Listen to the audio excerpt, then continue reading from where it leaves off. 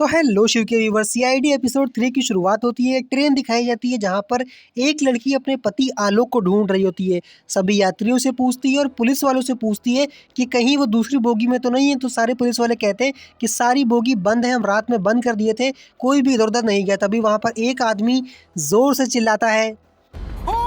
दरअसल उन्हें एक सूटकेस मिलता है जिसमें बोटी बोटी करके, मतलब कि टुकड़े टुकड़े करके एक लाश को रखी जाती है। उसी का खून उस सूटकेस से बह रहा होता है।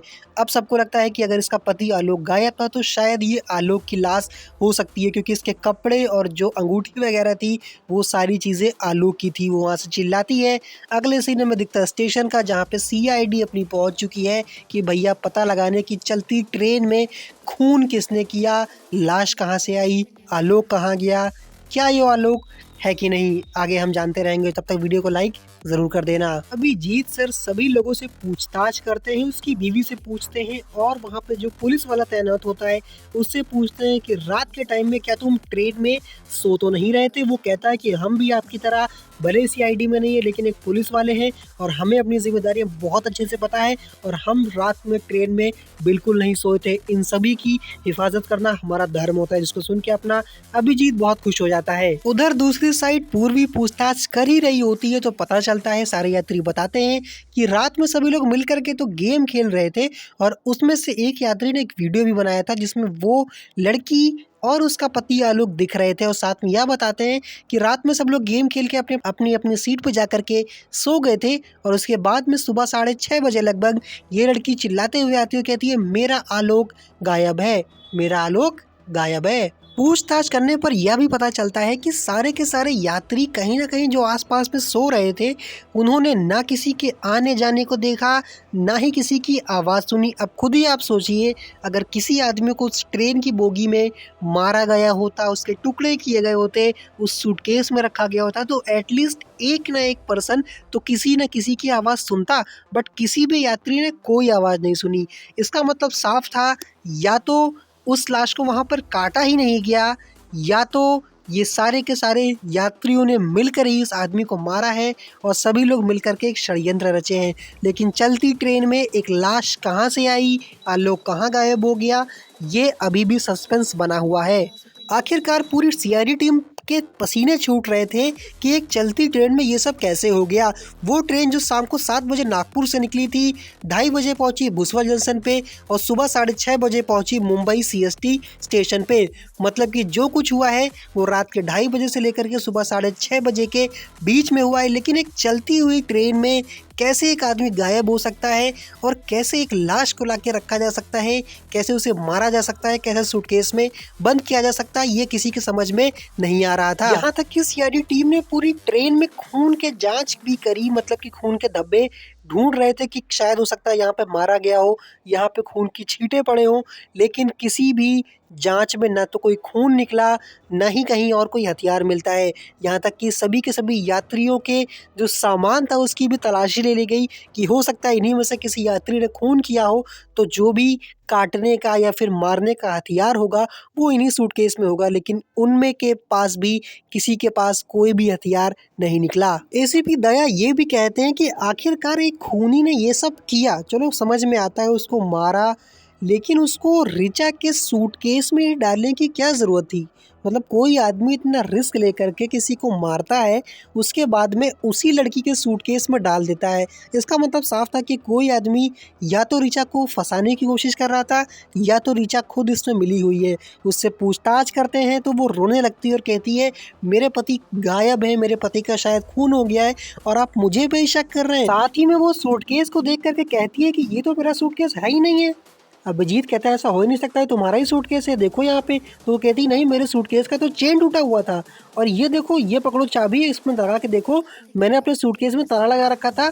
अभिजीत उस चाबी को लेता है, सूटकेस खोलता है, लेकिन उस चाबी से सूटकेस खुलता ही नहीं है। इसका मतलब साफ हो गया था कि ये सूटकेस तो ऋचा का है ही नहीं।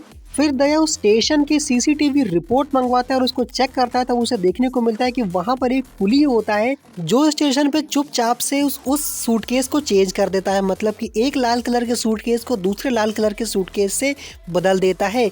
लेकिन जब उस कुली को पकड़ करके मारा जाता है तब वह कबूल करता है कि हाँ, उसने ये काम किया था। एक लड़की आई थी और उसको 3000 रुपये दिए थे और बोला था तुम ये काम कर दो, तो पैसों के लालच में उसने सूटकेस को बदल दिया था। लेकिन यहाँ पर अभी भी एक राज बाकी था कि अगर सूटकेस में पहले से लाश थी तो चलती हुई ट्रेन से आखिर आलोक कहाँ गायब हो गया। अब पूरी की पूरी सीआईडी टीम के पास में कोई सबूत नहीं था कि आखिर ये सब कैसे हुआ। तभी सब जाते हैं डॉक्टर सालुंके के पास में और डॉक्टर साहब ये कहते हैं कि देखो, मैं तुम्हें एक राज की बात बताता हूँ। सबसे पहला राज तो ये है कि ये आलोक है ही नहीं।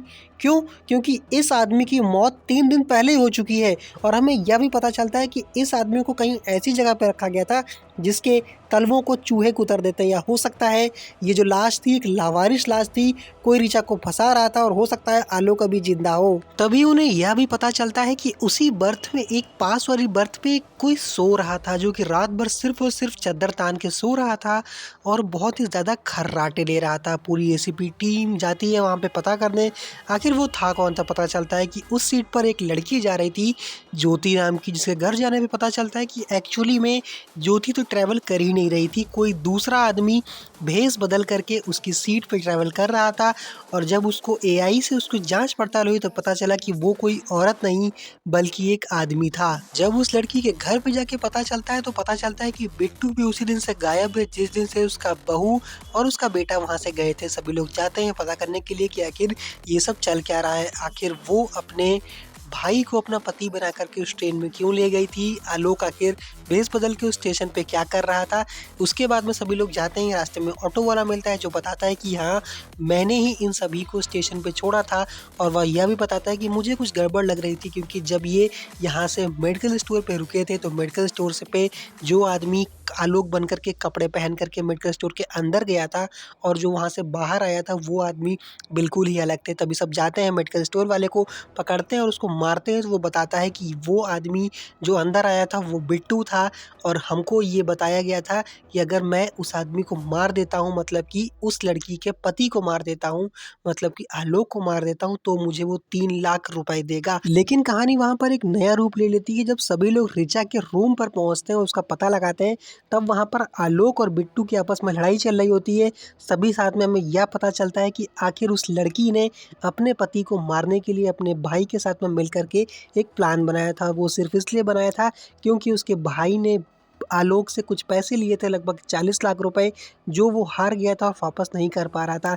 इसलिए आलोक बशर्त में उससे अब उसका घर मांग रहा था, जिसको ना देने के लिए वो लोग सोचे क्यों ना इसको रास्ते से हटा दिया जाए। और इन लोग का प्लान बनता है कि मेडिकल स्टोर में जा करके वो वहाँ पर उसे मरवा देंगे और आगे कहानी बढ़ जाएगी। लेकिन भाई बहन की सारी प्लानिंग आलोक को पता चल जाती है और वो एक नया प्लान बनाता है। वो उस आदमी से मिलता है जो मेडिकल स्टोर वाला था और उसको 6 लाख रुपए ऑफर करता है और इन दोनों को फंसाने के लिए वो एक लाश का जुगाड़ करता है। एक पास की मुर्दाघर से लाश लाता है, उसके टुकड़े करता है और सूटकेस में डाल करके अपने कपड़े गहने पहना करके रख देता है ताकि जब ऋचा जांच करे तो ऋचा उसके खून के इल्जाम में फंस जाए, इस तरह वो अपना बदला ले सके। लेकिन सीआईडी ने पूरा केस बदल दिया, सब चीज़ की जांच पड़ताल कर ली और इसी के साथ में हमारे इस एपिसोड की अंत होती है।